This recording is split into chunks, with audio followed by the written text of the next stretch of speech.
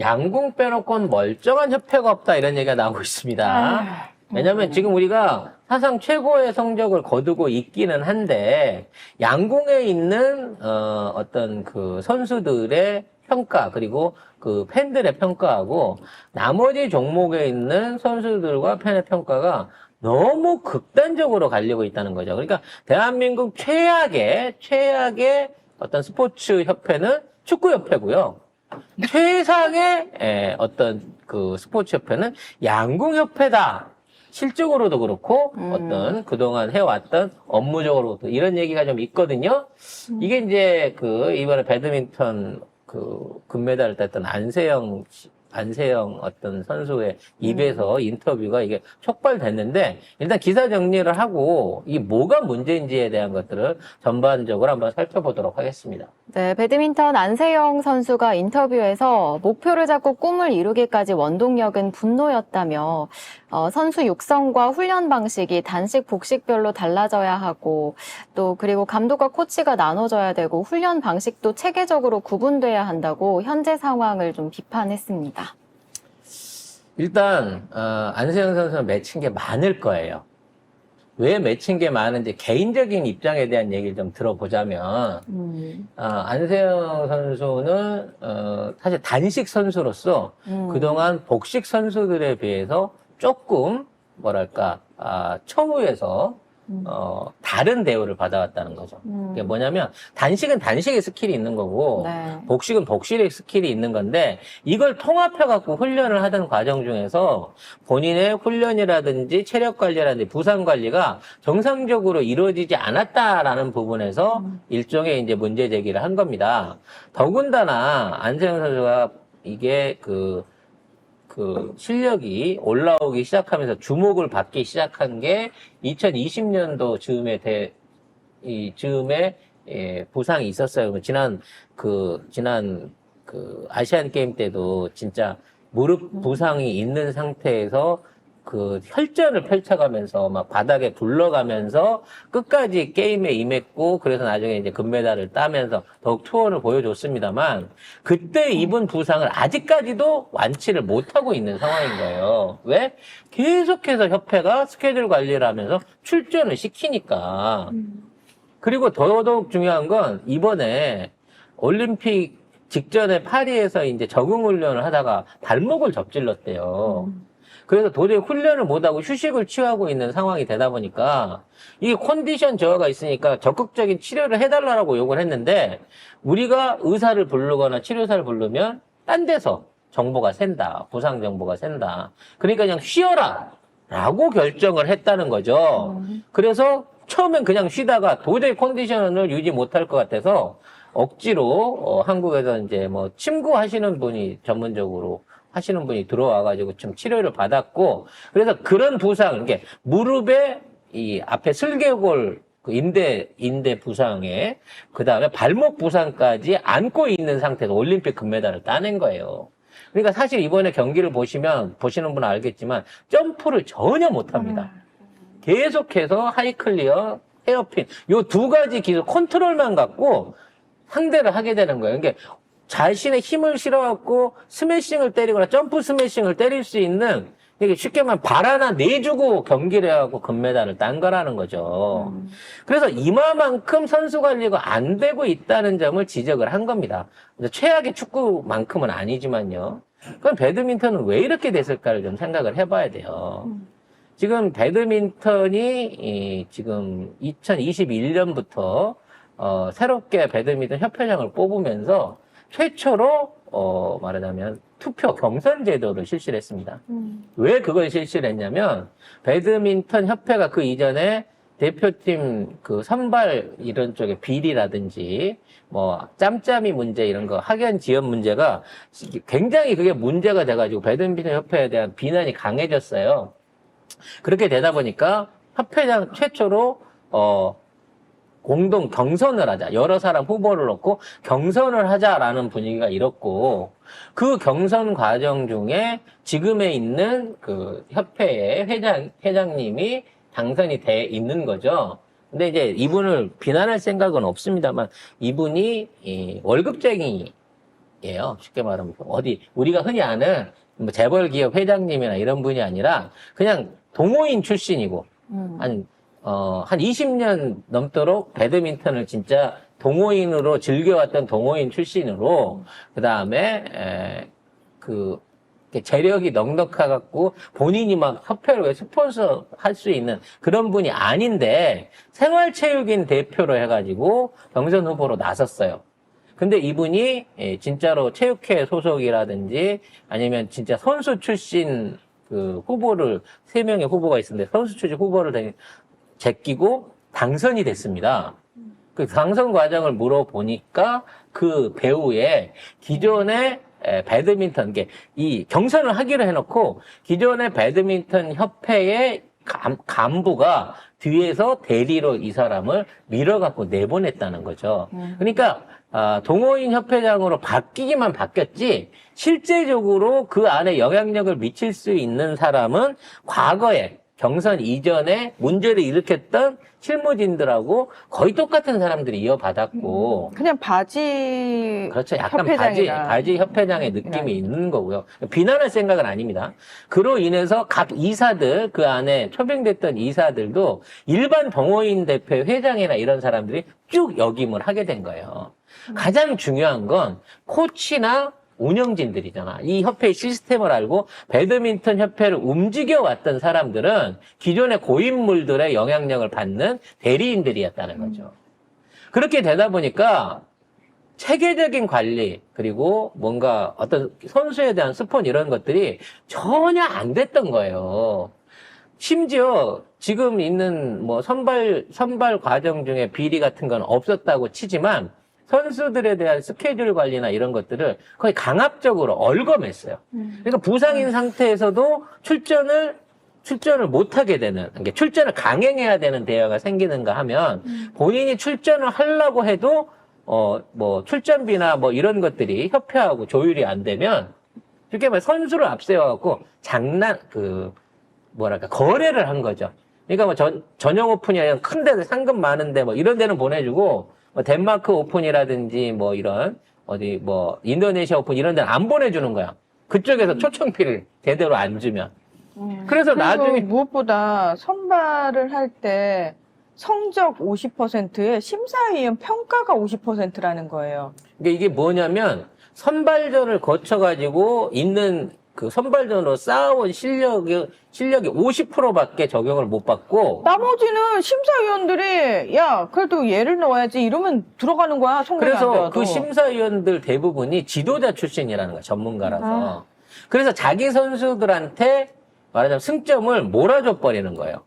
그러니까 15점 미만하고 45점 이상으로 이게 극명하게 갈려버리는 거야. 그 안에 포인트가. 그러면 앞에서 아무리 선발전을 통해서 좋은 성적을 얻어도 심사위원한테 밉보이면 선발이 될 수 없는 구조로 갖게 되는 거죠.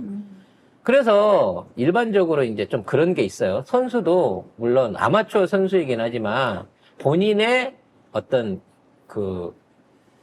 본인의 어떤 경제적인 이득도 생각을 해야 되잖아요.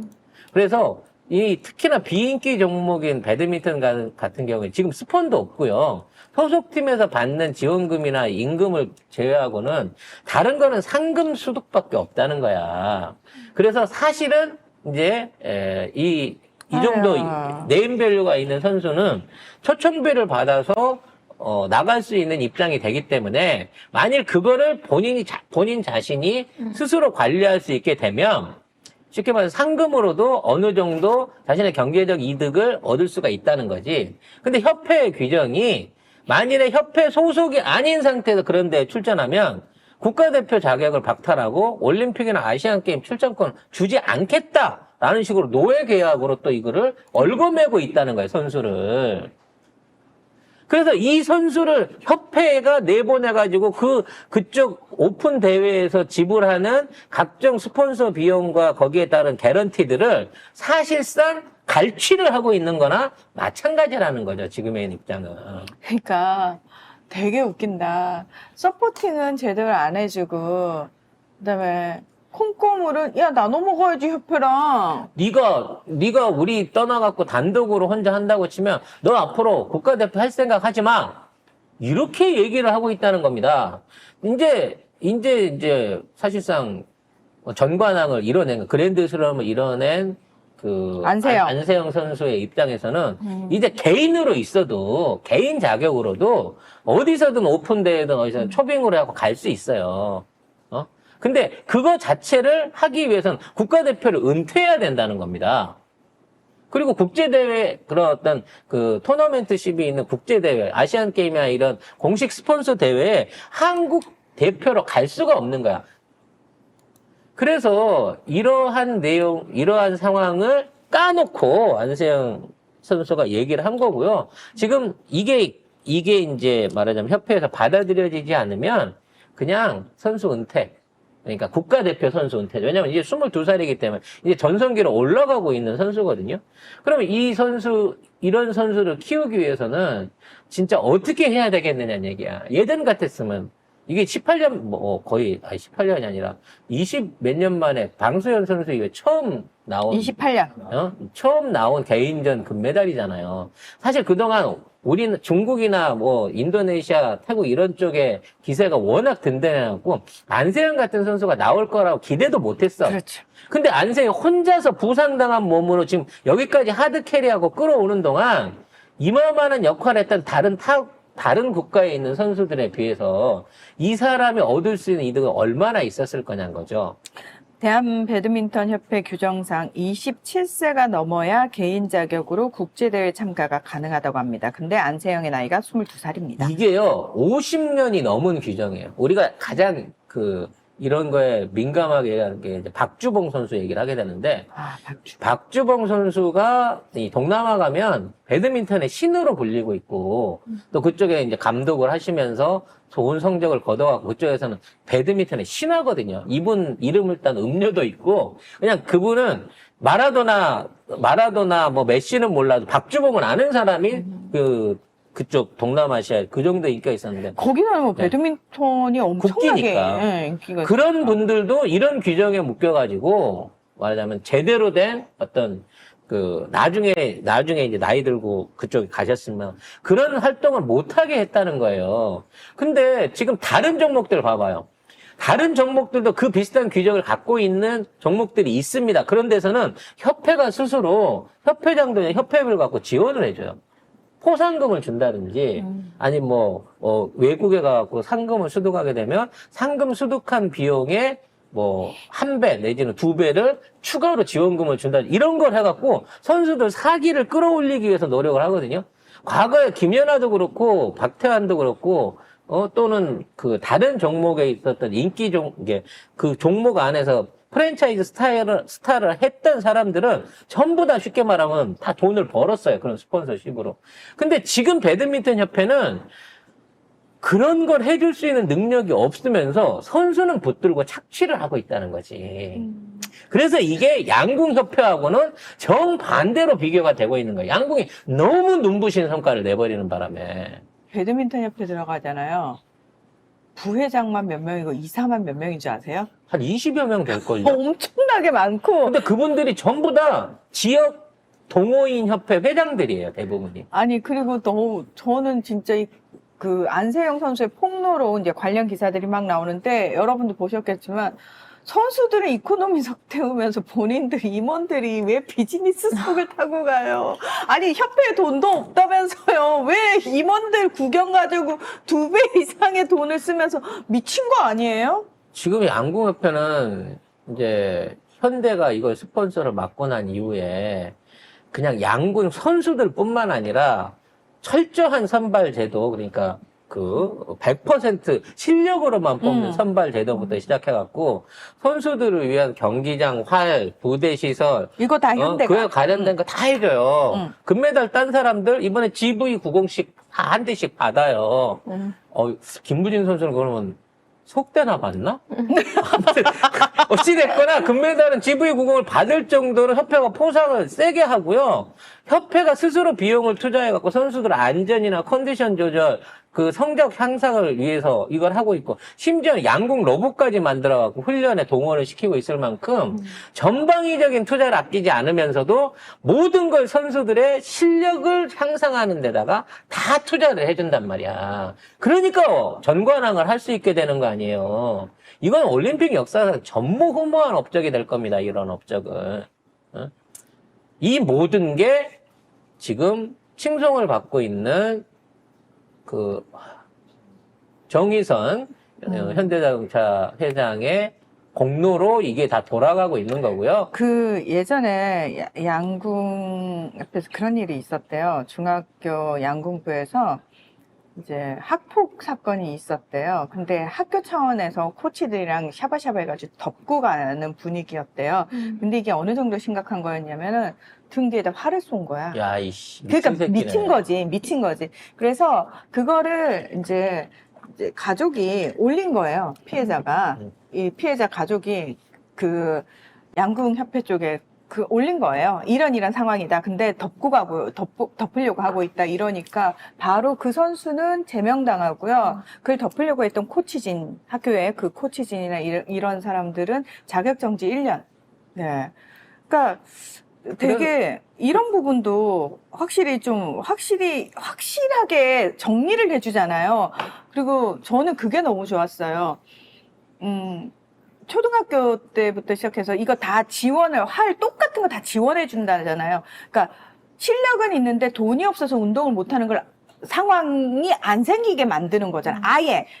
그러니까 그래도 운동은 집에 돈이 있어야 하지라는 걸 아예 안 만드는 그 종목이 양궁이라는 거야. 그래서 저는 그 정의선 재벌 회장인데 돈질을 해갖고 이걸 키웠다라는 점을 칭송하고 싶지 않아요.